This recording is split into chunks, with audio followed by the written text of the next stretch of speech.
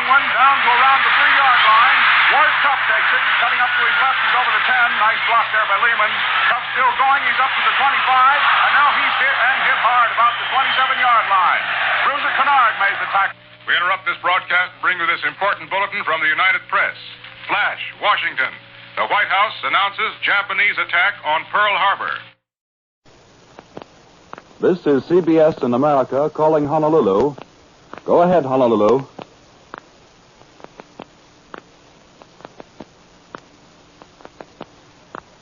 This is CBS in America calling Honolulu. Go ahead, Honolulu.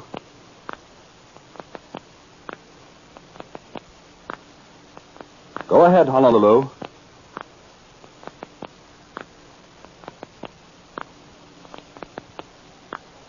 We should like to now try to call in Manila, the capital of the Philippine Commonwealth. Go ahead, Manila.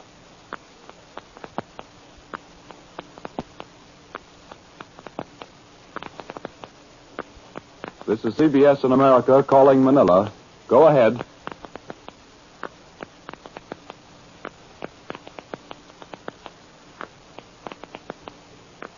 We regret that we are unable to contact either Honolulu or Manila. We return you now to William L. Shirer in New York.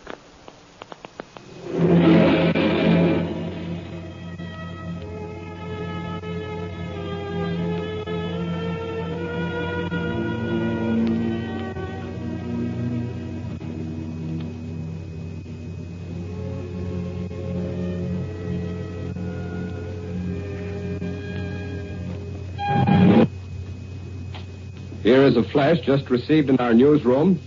Dateline Washington. United States Army transport carrying lumber was torpedoed 1,300 miles west of San Francisco. Details on this news and other news that has been coming in on the Far East situation will be given to you at approximately 3:35 during the intermission of the New York Philharmonic concert. We return you now to the New York Philharmonic Orchestra.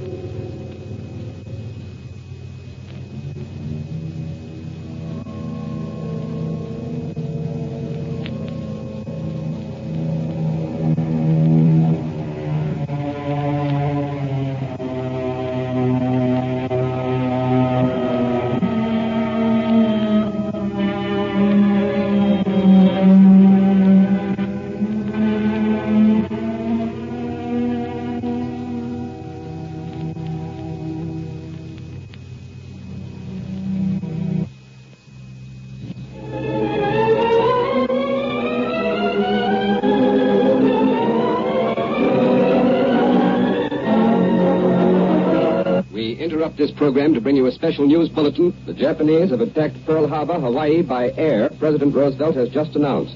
The attack also was made on all naval and military activities on the principal island of Oahu.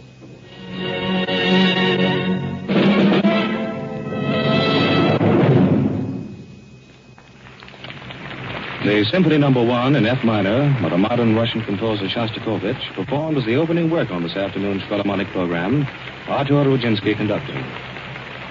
Japan has attacked Pearl Harbor, Hawaii, and Manila, the Philippine Islands, from the air. The attack is developing. Today, Dean Taylor's usual commentary will be replaced by a further report on the Far Eastern situation. We pause now for 15 seconds. This is the Columbia Broadcasting System. This is WCCO, studios in Minneapolis and St. Paul. The Twin City temperature 37 degrees.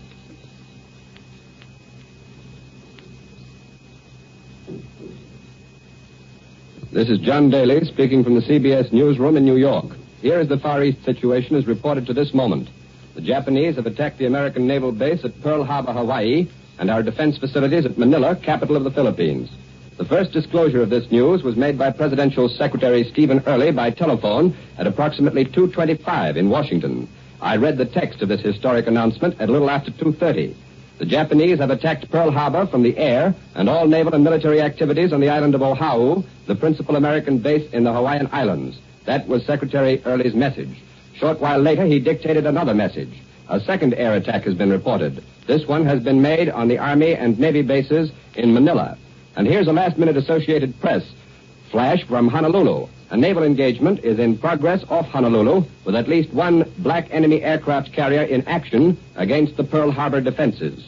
Secretary Early informed all correspondents and then rushed to the White House to be with President Roosevelt.